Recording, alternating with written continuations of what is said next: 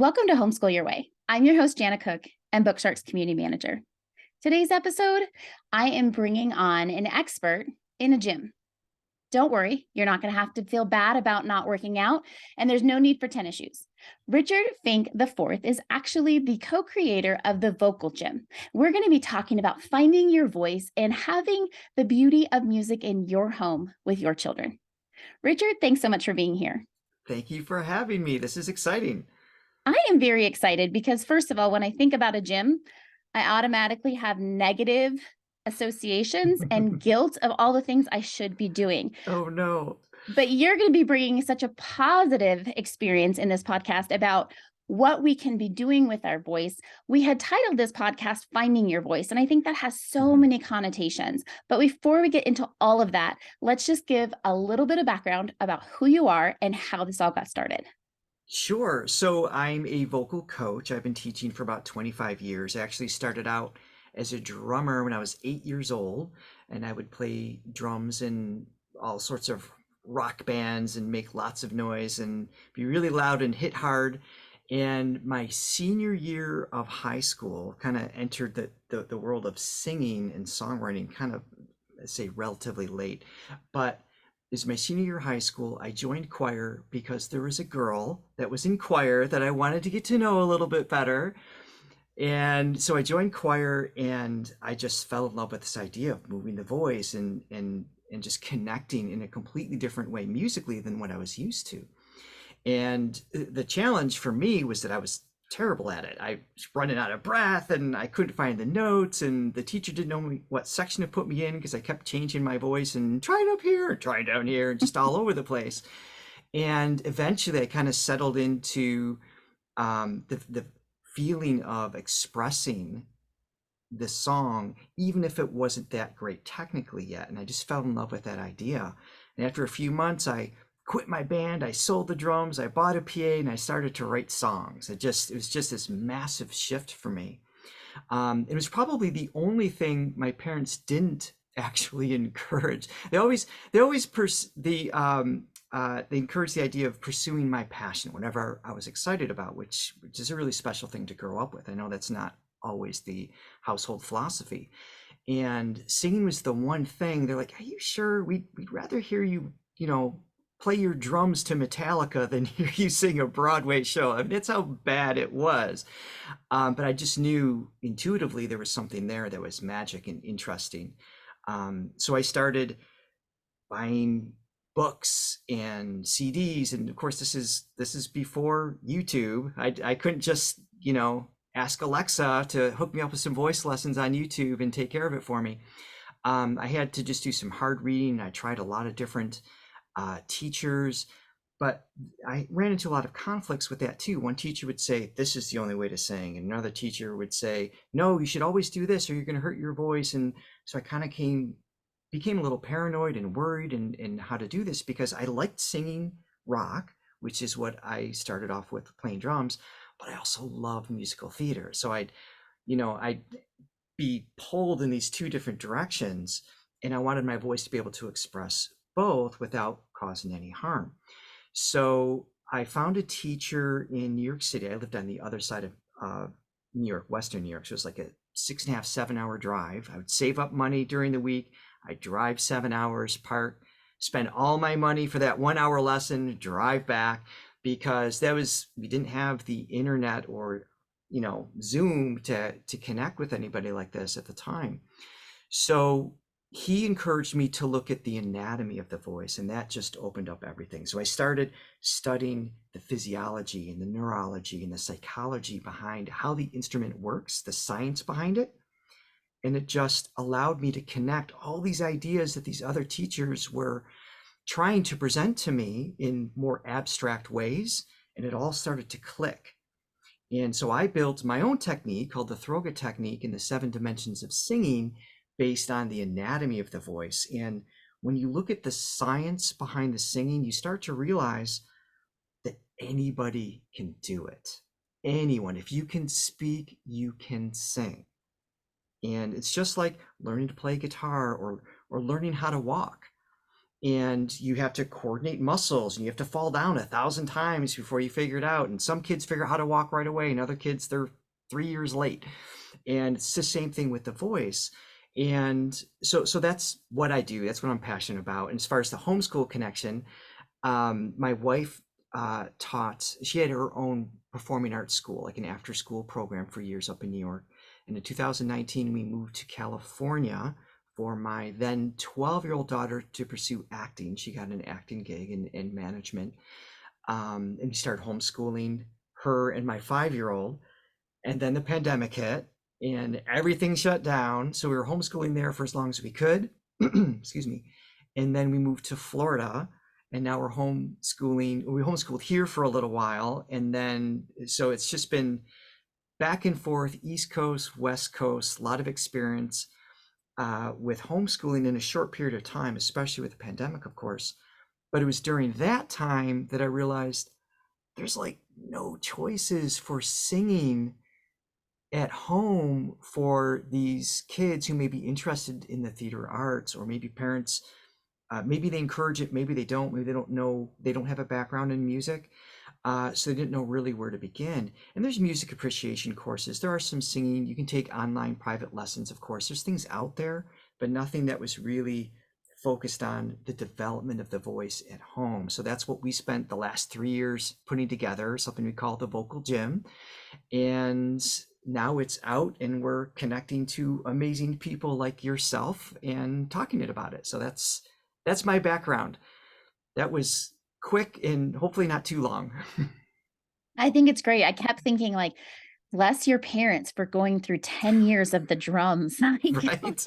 that's They didn't have electronic impressive. drums like they do now. It's a lot easier to deal with. Yes, let's say they really loved you And they for really all. didn't want me to sing. I love this topic on so many levels. Personally, just growing up in theater and having a musical family, it definitely resonates with me. And having my own children, one in particular who is interested in musical theater, and Mm, getting her involved in that. But I think you've hit something that most people don't even recognize, is that your voice is a tool. And what I love about singing is that it is body, mind, and spirit, right? You can use it to talk for intellect, but then emotionally, like we're going to talk about it. And mhm. there's so much talk now in psychology about finding your voice, as you are reading through like childhood trauma and all of these different aspects of psychology. It's like, find your voice, find your voice. And so in finding our voice, now we are going to create a legacy, hopefully with our families, to be able to move to the next part. Was like, now you can speak your truth and talk about your feelings and stand up for yourself. And that's kind of like the basics, right? Like, you get your Right. food and you're getting what your physiological needs are. But we get to go to the next level, which is finding your voice for singing. And so, how do you define that? Like, what would be the benefits of somebody coming in and realizing that you don't have to sing on key to sing? Well, that's been proven at the Grammys every year, right? So you don't have to. I mean, it's funny and sad and a little mix of both. But the reality is that there's very little difference between speaking and singing. So let me throw that back at you. What do you think the difference is between singing something versus speaking? Well, personally, if I'm singing, we have a joke in my house that if I've asked my children to do something several times and then it moves into a sing song, it means my emotions have been heightened. So I for love it. me, singing is emotional, where Mhm. talking sometimes is not necessarily emotional. It's more informational, but to me, singing is emotional. It absolutely, well, and it can be. Sometimes it's just kind of depending on how someone sings it. They may sing it with a lack of emotion. It just becomes kind of a technical, um, uh, what do you want to call it? Obstacle course of notes kind of thing, right? They're not really into it. They don't care if it sounds good or whatever. And that's fine. That's still expression on some level. But conversation is like that too. Mechanically, if it's something we are emotional about or passionate about, we have something we want to communicate, There's going to be a movement in our cadence in what's called prosody, which is the melody in speech. So if I were to ask you, what is your name? Janna. Okay, so I know your name, but I wanted to hear you say it. So you went Janna. So where are we on the piano here? Janna, Janna, Janna, Janna, Janna. Like right around here is the speaking voice. Mm-hmm. So if we look at that for a quick second. So right here is Janna. So for those of you who are listening and not watching, I just kind of brought up the piano so we can kind of see what's happening here. But there are notes very similar to when you said your name, Janna, right? You had that there. So when you speak, you didn't think, I want to sing F-E, I'm going to say my name on Janna. You didn't like make it into a musical theme, but there's still vibration that's taking place in your instrument. Your vocal folds are vibrating at a certain speed that can be identified in an instrument. Now, piano is very specific notes as opposed to like a violin, which is a fretless instrument, and there's more play of what the notes might be. But there is rhythm, there's volume, there's cadence, there's pitch, there's tone, there's storytelling, there's conscious and unconscious events that take place even when you just said your name. Like when you went to say your name, you're thinking, doesn't he know my name? And then you have to say your name, and then you said it with like a question mark attached. There is subtext built in. So when we speak, it is a very musical experience that we tend to not really pay attention to. It is very subtext. But like you said, if it starts to turn into a song, kids do your chores, right? We know something's building, and that becomes, like you said, it gives it like an emotional intent. But you can hear when someone's sad. You can hear when they're happy. You can hear when they're angry without them telling you that. In fact, they don't even have to say the words, I'm sad, or imply something that's sad. They could be like, I love you, Mom. Like if they say it with the tone, they said, I love you, Mom. Oh, that's sweet. But then you're like, wait a minute, the tone, like something's going on. And that's what we're taught to listen to first. And that's the nature versus nurture in our voice. When we first start to mimic speech when we're kids, we're mimicking mom and dad and siblings and the music around the household to try to communicate. And we make up words, and there's gibberish, but there's tone and inflection and all this cool stuff that I wasn't conscious of as an infant, but as a dad, it's just like, I'm like, oh, let's try it higher. And then we move the voice around and get them to play. And that's such an important thing that we do as parents, is get them to play and explore their voice, because that is how it's nurtured. There's this idea that someone has to be born to sing in order to sing well. And obviously not everybody listening to this is necessarily going to be a singer or aspire to be a singer. And that's not what this is about. Singing is just a very well-intended or coordinated musical intention of speech. Because as we already pointed out, speech and singing is actually very similar. The only difference, going back to the question I asked you, the only difference is intention. I intend to have this word on this pitch. I intend to have this rhythm that goes along with the chords and the music that's in play for this particular song. So the intention changes, but the instrument is exactly the same. The muscles you use to speak is exactly the same as singing. And if you're brought up with the idea or have this illusion that you have to be born to sing in order to sing well, you're missing out on a lifetime of expression and exploration and development, even as a speaker, by not exposing you or your kids to the idea of play and exploration of singing for that reason. You can develop more, like you said, what did you say? There is, you're becoming emotional, right? When singing starts to come in, because that's, at some point, that's the only way you can communicate your feelings without just throwing something, right? Unfortunately, yes. I mean, I'm just speaking for myself. Or fortunately. I think that there is a disconnect. Maybe it's not prevalent in other societies, but we always see music, or we have seen in the past music in elementary, right? With little kids, we create songs about time to clean up and time to go to Mm. bed and time how you tie your shoes.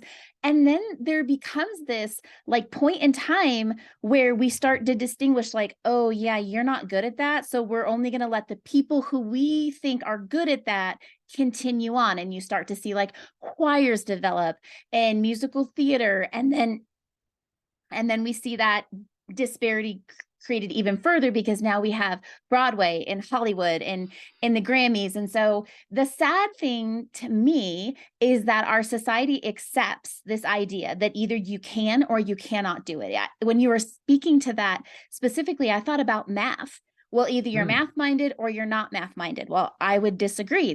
Would argue to my death that you can do math well, regardless of what side of your brain is dominant. And so this kind of fixed mindset around singing is unfortunate. And I think we're seeing it more and more in our society. You talk to, people who are our age. Oh, I only sing in the shower or when I'm in the car by myself. Well, They hide yeah. it. So yeah, you're singing, you enjoy it, you love music, but you're too embarrassed to, that you only have to do it. And then your kids then pick up on that as well. Like, oh, They I'm do. only allowed to sing in private because if I sing too loud, I'm going to, people are going to cringe or these other ideas. And it's really unfortunate. It's terribly unfortunate. And I work with students of all ages, and I hear the stories over and over again. Most singers or adults will say they can usually identify a very specific time or at least a person as to why they never pursued singing.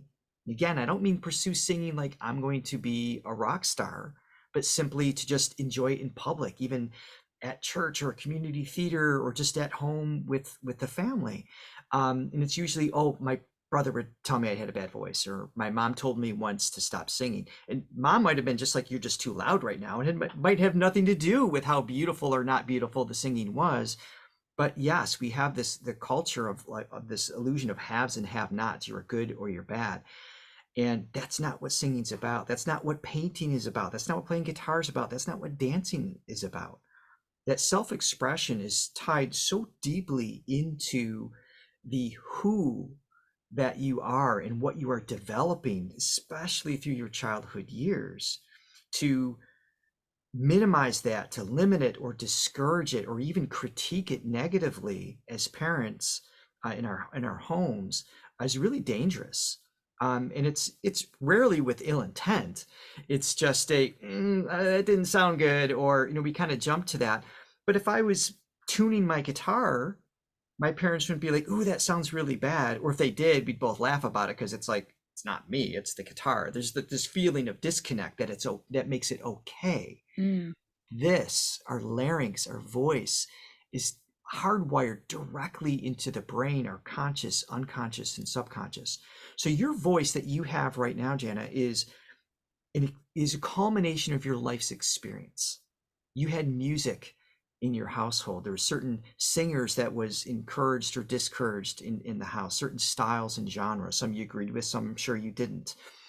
The language that you speak, the music that your friends listened to, as a teenage years, all of those influences defined your voice. This is incredibly malleable.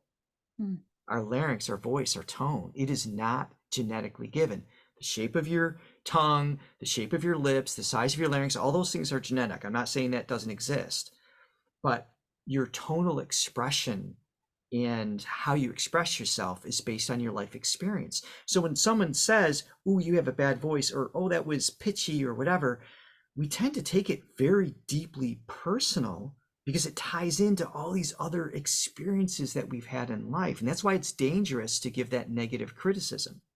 I'm not saying that there can't be an opportunity to improve, and we encourage that. That's what the vocal gym is all about. It's like, okay, we're going to take this muscle group and this muscle group, and we're going to improve upon your coordination so you can express yourself better. And that's the point. It's not about what style it is. It's not about good or bad. It's designed to help you express yourself how you choose. And that is an incredibly empowering experience for kids not just for singing, but to speak up for themselves, to communicate to their parents, to their friends, to their teachers, and how they're feeling, and to get up in front of a classroom and read a social studies report, or share an idea that you're nervous about, with mom or dad at home, with an assignment that you're working on. It's being able to communicate and articulate your ideas is an essential tool for the rest of the life, no matter what they're doing. And I bet you if you dig deep enough, all the political leaders and success stories out there that own their own businesses and things like that, they almost always have a musical background, whether it's singing or playing violin or piano or something, because they learn rhythm and structure, and like you said, tying into math and how to breathe and how to posture themselves and how to get up in front of an audience. There's just endless values tied to this, because your voice is your instrument. It is your body, it is your mind, and arguably your soul. Well, I would agree with that argument. If we have families who are listening and they're like, "Okay, Richard, yeah, you've been doing this for a long time and you understand the ins and outs, and I'm still one of those parents that sing in the shower, and we don't necessarily turn up the music in the car and all start harmonizing." What are Right. some basic things that parents can start doing, just baby steps? Like, yeah, Mm, we're not saying like change your lifestyle and everybody only sing in musical theater when you're together on Sundays, but little things that could help maybe people get a little bit more comfortable with this idea. great question. So, first of all, I think just having musical instruments in the home and to kind of normalize the idea of music is can be a part of life is great. It could be a keyboard in the corner of the living room, a guitar that every once in a while someone picks up, things like that. Just having music around is a really simple thing to do, and it kind of, it subconsciously encourages the kids to explore something maybe. If you think in terms of age groups, because there's different maturity levels with music and in the voice. One thing that my wife did that I thought was just super cool was when uh, our daughters were younger, we would give them, they're looking for independence always, right? Kids fighting for that. But bath time was a big deal because it was like, okay, after they're clean, they wanted to stay in the bath forever, like, right? Until the water is ice cold and they swear they're fine, shivering in place. But you have other things to do. You got to fold laundry. You have to put the dishes away. We got to get ready for the next day, whatever other things happening. So what she had them do is say, okay, you can be in the bathroom by yourself if you're singing. So what that did was that gave her an auditory cue that they are not drowning, they're okay, they are playing, and lets her be on the other side of the wall, right? So the door's open, quick access, make sure everybody's okay, but it didn't tie her for 45 minutes, sitting on the tile floor waiting for them to finish playing. And it gave them an opportunity to explore the voice with the acoustics in the bathroom, and also made sure they were safe. That was just a really simple, fun way to give mom a little extra time, but also encourage them to sing. For preteens, doing something more family orientated, like karaoke night, and there's fun games now, like song association, things like that. You can actually interact with your kids, and it allows you to get involved, and you can make mistakes. And it doesn't matter if you're singing like this, right? If your voice is cracking, show that it's okay. Again, it goes back to like learning how to walk. It's like if you stumble, that's fine. Nothing's broken. Try again, right? Encourage it. Don't oh, the baby fell again. They can't walk, and you start telling them they'll never be able to walk because they fell. No, you encourage it. It's the same thing with singing, but leading by example, I think, is essential in this. You sing around the house, and Jan, I would say not just when you're upset, also when you're happy, also just express yourself in a positive way, feeling too. And then when they're older, as teens, one thing that I started encouraging, because sometimes in the teen years, that self-consciousness, self-worth, there's a lot of internal struggles and battles as the body's changing and evolving, and friends are shifting, and all those things. One kind of a cool way to encourage just music and singing is to bring music into homeschooling however you can, because of course you can use music as an elective or fine arts or things like that. And there's a lot of clever ways to do this. One way is to create family playlists. So if you're on Spotify or Apple or Music or whatever it is, create music that you love, that you want to expose your child to, that maybe they don't want to hear anymore, but also be open to them sharing music with you. This kind of puts you into their world a little bit, which I think is really important to understand what they're listening to, what their influences are. That opens up other types of discussions. But it allows you to have a discussion of music. You can have them learn how to sing a song or write a report about like your song versus their song. They're both love songs, but what's the difference between them? There's so many cool ways to kind of turn things into an active assignment that goes towards music or homeschooling, but also keeps you connected with your teens. And music is a great way to do this because this allows them to communicate with you how they're feeling and what they're going through without having to figure out how to articulate it themselves. There's 1,000 more other ideas. I don't know how much time we have, but you don't have to change who you are or what's happening in your house to infuse a lot of cool ways for music and singing to be a part of your home and encourage that self-confidence and that self-worth in them. I am really resonating with this idea of playlists because in this day and age, it seems like we're all disconnected. We all have our earbuds in, we're all listening to our own playlists.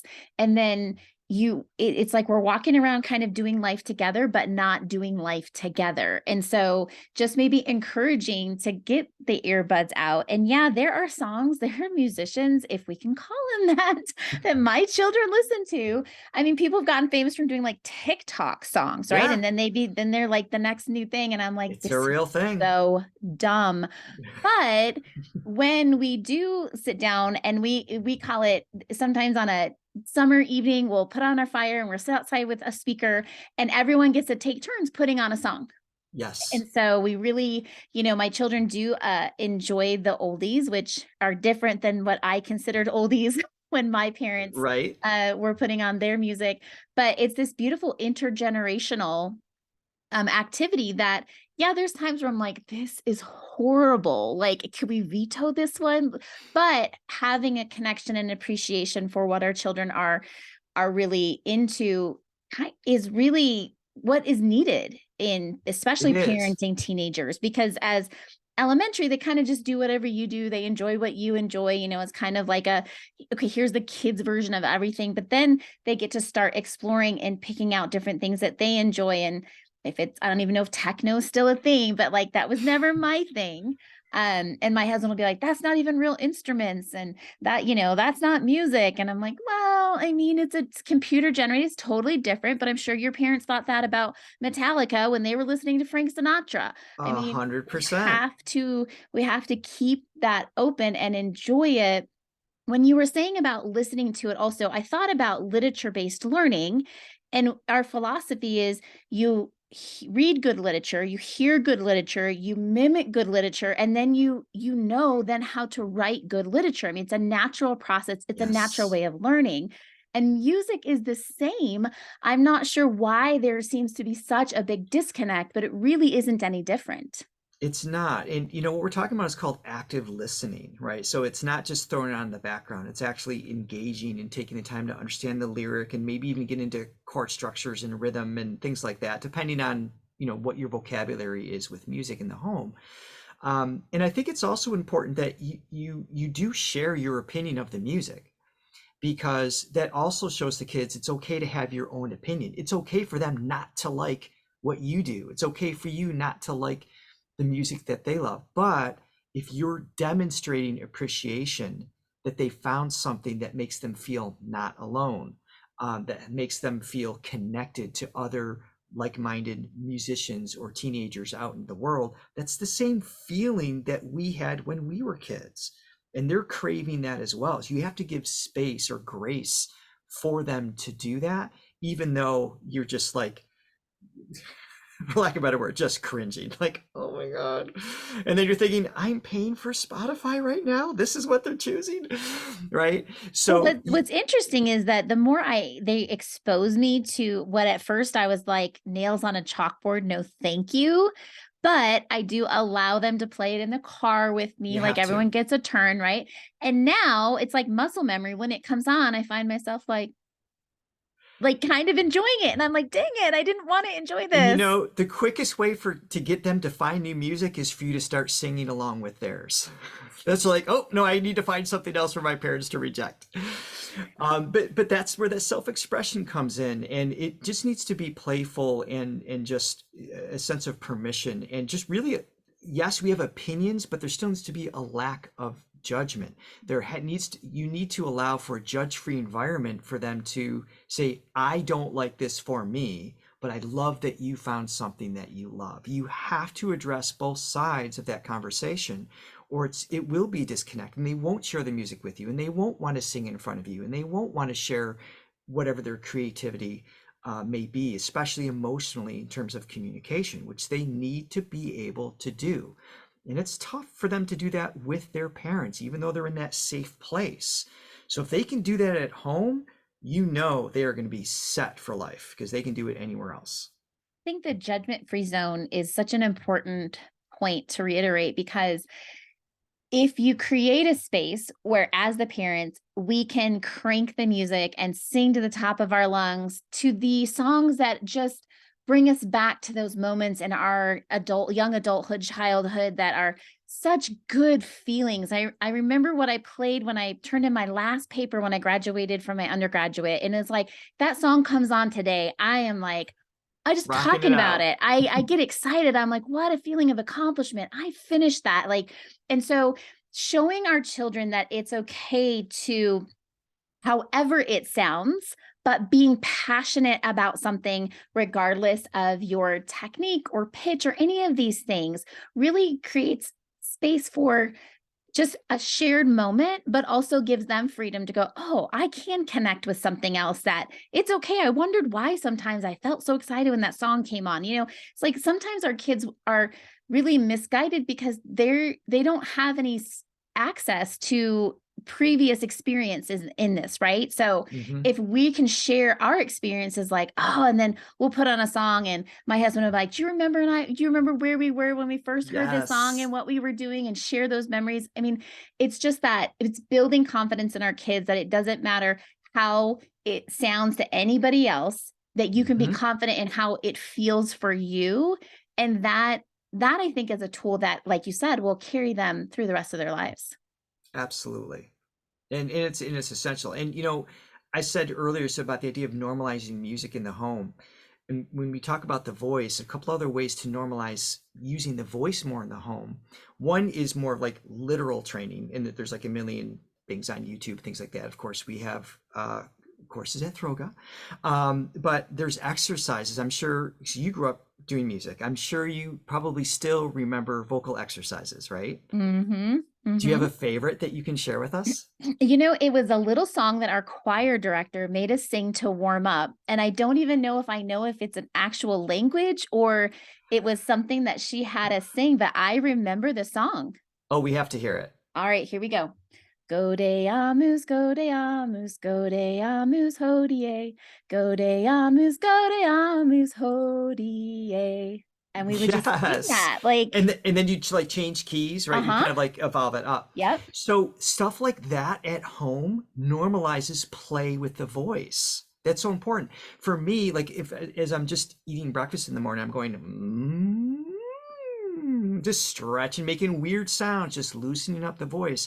My family's gone relatively numb to it at this point. But it encourages them to play. If all of a sudden they're like, oh, I have to I'm nervous because I have to talk to so and so. I will catch them warming their voice up just to have a conversation. So I know I did something right. I brainwashed them just the right way to prepare their voice to respond well when they go to communicate. That's what we're looking for. Another way to do this too is if you just like, man, I'm not feeling good about singing. I'm nervous about singing in front of my kids, or you have any hesitation. then just do it through reading. Just, when you're reading books and you're, especially with different voices, try an English accent. Try speaking in your head voice and playing with really cartoony sounds. But make sure you encourage them when they go to read. Obviously, I'm aiming towards the young ones, for them to try those voices too. There's just so many ways to use melody in speech that will still help build their trust with their instrument and give them courage. And that's really what we're looking for. I do also love how music is a connection to our memory. So when we're trying to get kids to memorize certain things, right? We put it to music. It's just like when they're little, and I don't know why we stop that, but there are things that I remember from a very young age because it is in a song. Yes. And so when, even as my kids have gotten older and they're starting to take college classes, it's like, how am I going to remember this? Like, well, can you put it in a song?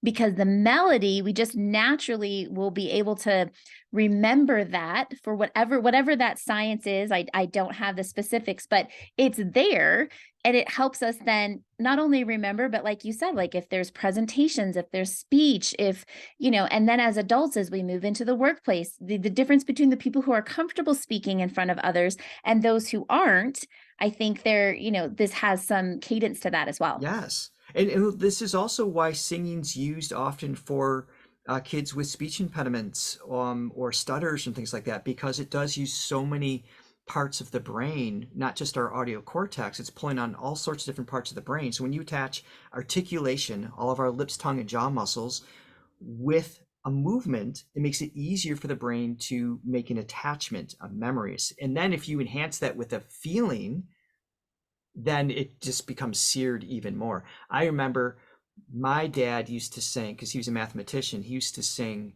math equations to me. And it's 2 and 2 is 4, 4 and 4 is 8. And to this day, I fall asleep whenever I try to do math. So that kind of backfired, but I remember the formulas. And that's, to your point, it does work. There's no question. Yeah, it could apply to a foreign language when you're Yes. learning a foreign language, if you're listening to their music and then putting the words together and understanding like what's being sung and the inflection and how to make the pronunciations. I mean, there's so many benefits that I think homeschool families, we tend to get hyper focused on the basics of reading, writing, and arithmetic. Of course. And while we need that, I believe that this idea of the singing and the voice and understanding the anatomy and why it works and how it can improve can only enhance those other subjects. And I would even go so far, and this may not be a popular idea, but I would even argue that the arts, not necessarily singing or music specific, but the arts as a whole, is an equal to the what we call the core subject. I understand how that came down through the university and colleges and everything else, but a lot of our literature is based on accomplishments and creativity based on the arts and our history, and even math, again going back to rhythm and counting, and all of those things are connected in the brain in such a way it not only enhances, it grows with it. So I know someone learning a new language, for example, that starts to show up in their singing, and vice versa. It's incredibly interconnected. And that goes back to the idea of your life experiences makes up who you are and how you speak and how you portray yourself, and literally comes down to the tone of your voice. I wasn't born with this, what I would call a Rochesterian accent. It was Rochester, New York I was raised in. There's just a little bit of a nasality to it, because half the year everybody's dealing with allergies and the other half of the year everybody is, has a cold, right?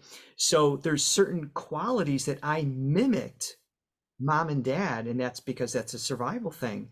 But if I was raised in Florida, the literal tone of my voice would be slightly different. I might have a different accent. The tone would be a little bit different. How I pronounce certain vowels would be modified. So we learn through mimicry, and we perfect that, so to speak, and then we move on to artistry. One of my favorite quotes from Pablo Picasso is, I set this up and I'm going to forget how it goes. It's learn it like a professional to break it like an artist. Hmm. So we learn how to walk, we learn how to speak like a pro. We get all the right words, we get all the right articulation, we can walk in a straight line, we get all the details, and then eventually you find your own rhythm, your own movement, your own style comes in time.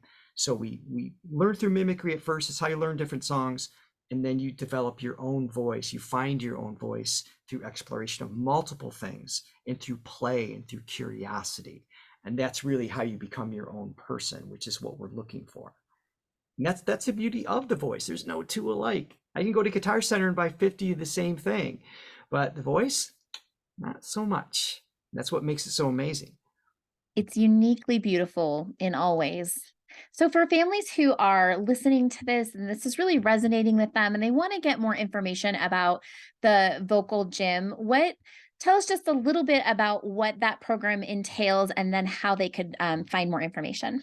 Sure. So the vocal gym is you can generate between 120, 180 hours of actual time, meaning there is I think there's almost 400 videos, there's like 400 MP3s, there's lesson plans, there's a curriculum. So you can actually earn an entire full credit towards fine arts or an elective through this course. It's self-paced. So you can kind of schedule it in based on just how much your kid wants to put into it or is curious about it. And that way they can satisfy the high school credit, but at the same time explore something that hopefully they're excited about, or maybe they're even just curious about, which is cool. But we also have, it tends to gear towards high schoolers. I should specify that. Middle school too, if they're really into music, if they have a background in music.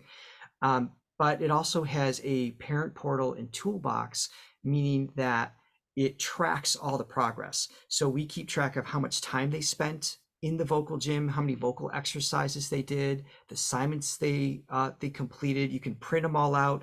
It shows progress with the 7 dimensions of singing. So it measures progress on their breathing and their pitch control and their articulation and all sorts of things.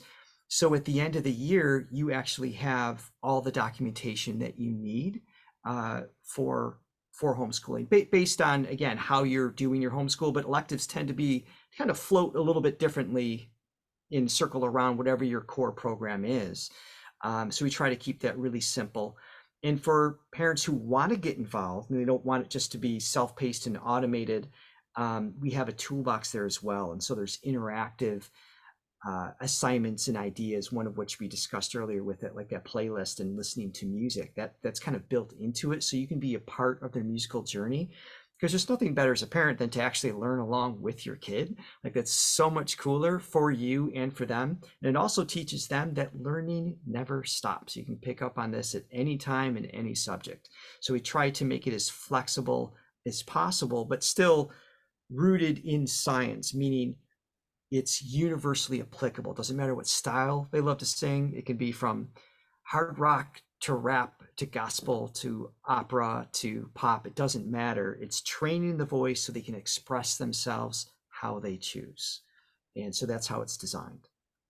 We will put the links into the show notes for those of our listeners who are really excited about getting more information about the vocal gym and Throga. Richard, I want to thank you so much for coming on. I feel like we could keep talking. There's so many more aspects about finding your voice and what you offer the homeschool community with this program. So we'll have to have you come back on the podcast for I would another love to. segment. I think next time we need to do a full voice lesson. We'll do some exercises. We'll take on a song. Like, we can kind of get into it a little bit deeper. That'd be a lot of fun. Yeah, I would really enjoy that. I don't know how many listeners would, but I personally would enjoy that. So thank you so much for coming on. It's been a pleasure to learn about finding our voice. Thank you so much for having me. Thank you guys. Until next time. Bye-bye.